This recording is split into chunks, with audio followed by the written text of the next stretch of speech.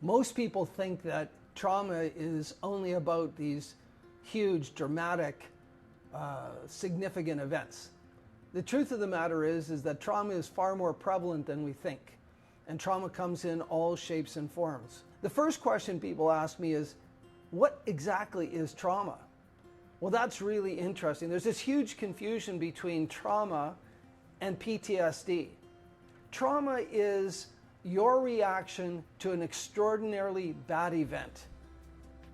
PTSD is a disorder that may emerge over 30 days later, and it's one of many disorders.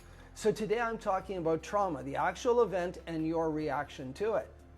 Now, in my world, I like to talk about trauma requiring a tragedy. A tragedy is the event. Now, there can be small t traumas and big T traumas, and I'm going to talk about the forms of those traumas. The first one is something can happen to you. Now, when something happens to you and your flight, fight, or freeze mechanism is activated, this can be a traumatizing event. Now, you can also be traumatized by what you do to other people. And this is the realm of police and soldiers working in the field. We're actually traumatized by what we do to others. It can also be the realm of a car accident if a person hits a pedestrian. Now, the third form of trauma is very unique. And MIT did a study where they found that this form of trauma can actually have the most impact on you. It's when we witness something really bad happening to another person and we're helpless to intervene. We can be traumatized by that. So those are the fundamental forms of trauma. Now, the next question I get asked all the time is, how do I know if I have unresolved trauma? Well, there's two really easy ways. There's a number of online surveys that you can take. They're called psychometric assessments. However, the two major indicators that you have unresolved trauma, first and foremost, is the inability to sleep. You have a hard time falling asleep, and then you get woken up every 90 to 100 minutes. And there's very serious and very significant neuroscientific reasons why you wake up in that frequency, which we won't go into today. They're available on other videos that I have.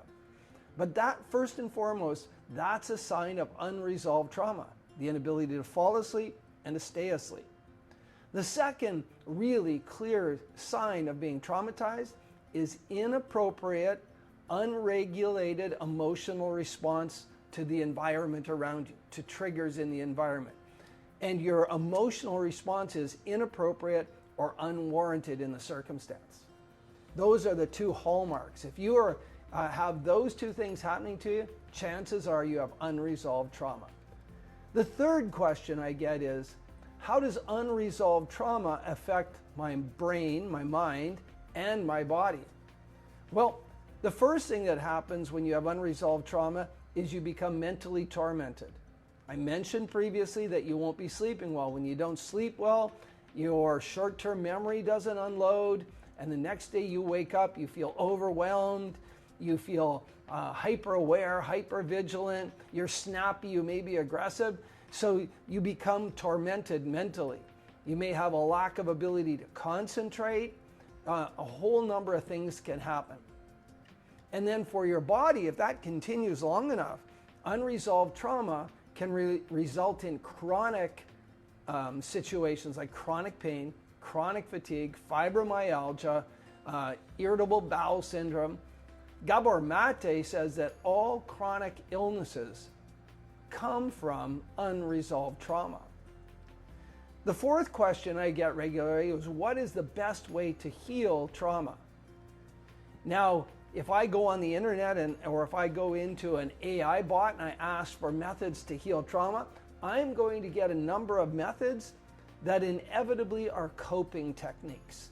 They're not healing techniques. There's a radical gap between healing and coping. And there are some amazing coping techniques. Techniques that help you move from being aroused negatively to being calm and resourceful. Now, if you are persistent and you did these coping techniques absolutely adherently every day, you would start wiring and firing the pathways to being calm. And there is a chance by doing coping techniques with great regularity and great frequency you would heal. The best way to heal trauma is to find the root cause of the trauma and to do what's called a visual spatial tasking technique. And if you're interested in those, again, I have videos in the YouTube library on visual spatial tasking techniques. And that's the absolute best way to heal.